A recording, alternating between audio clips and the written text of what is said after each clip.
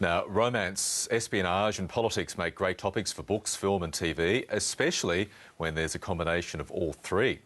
Husband and wife team Robert and Dana Baer have drawn on their experiences as former spies to write the book The Company We Keep, a husband and wife true life spy story. Former spy, now author Robert Baer joins us now from Berkeley. Robert Baer, good morning to you. Michael, good morning. The book recounts how you eventually became disillusioned with spying in the end, but it also recounts how, for a large part of your career with the CIA, how you really enjoyed living the life as a spy. Oh, I would do it over again any time. It was a fascinating career. You get sucked into political intrigue, coups, assassinations. Whether you are or not, you feel like you're on the edge of history. You're making history from time to time. You know, it's an exaggeration, I suppose, but it's addictive. And what our book's about is when you get caught up in this addiction is you tend to lose family. And that's what happened to my wife and me. We were away in alias, no emails, no letters, no phone calls, nothing. And, you know, it's not like the Odyssey when you come back and you sort of win back your family, because you don't. They're lost. And you make the point, and it makes for hard reading, how your career essentially broke up your first marriage, how it put immense strains on your relationship with your father, Dana's relationship with her dad, and strains that could really, in the end, never really be healed. No, they're not healed, and it's just gotten worse. You know, beyond the book, as you know, Dana's father has just run off with his accountant. Things like this, it's sad. And you know, when we come back to the United States, we decided we have to start over again, and we end up going to Pakistan, where we adopted a little girl, a little Pakistani Christian girl, whose mother had died, and we went through that whole process. So it's a healing, a situation of healing, and that's exactly what we've done.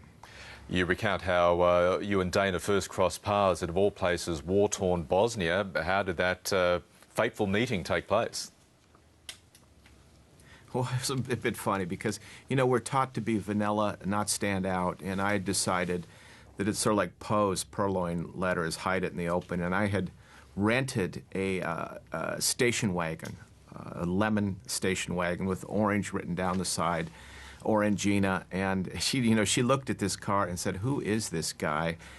Are we really going to drive into Sarajevo with this billboard on wheels?" I said, what spy would drive a car with an advertisement down the side? We worked together. We had an unfortunate, we got in a gunfight there. One of Dana's friends was wounded.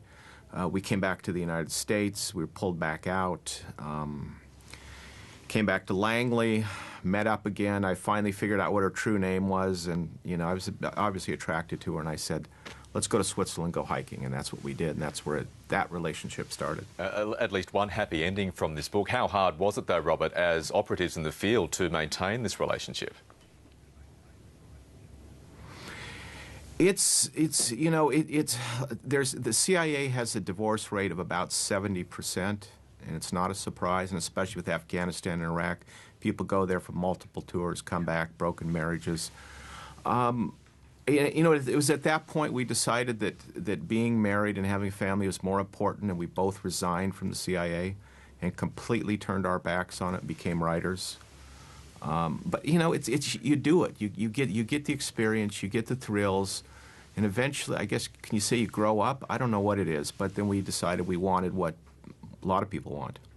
Now, if I could just draw your thoughts on some current day issues. Of course, you spent a lot of your career in the Middle East. You are very familiar with Syria, having been to Damascus and other parts of that country many times as a CIA agent. Where's it going to end in Syria? Michael, this is not going to end well. The military, every single unit in the Syrian army is controlled. The important ones are controlled by Alawites, the minority there. And I'm in touch with them even till today. I was served in Damascus for a couple of years. Even today, I talk to these people, and they say the army is going to hold together, and they're going to fight to take back every city, even if they have to knock them down. These people are not going to give up. This is not Libya, where it's easy to decapitate the regime like we did with Gaddafi, get rid of the guy and move to some sort of normality. It's not going to happen in Syria. And I think unless there's a breakthrough from Damascus that they actually take these cities quickly, we're going to see a prolonged civil war there. Robert Baer, on that not too uplifting note, thank you very much for your time. It's a gripping read, your book, and I wish you well with Dana and your new daughter in the future. Thank you, Michael.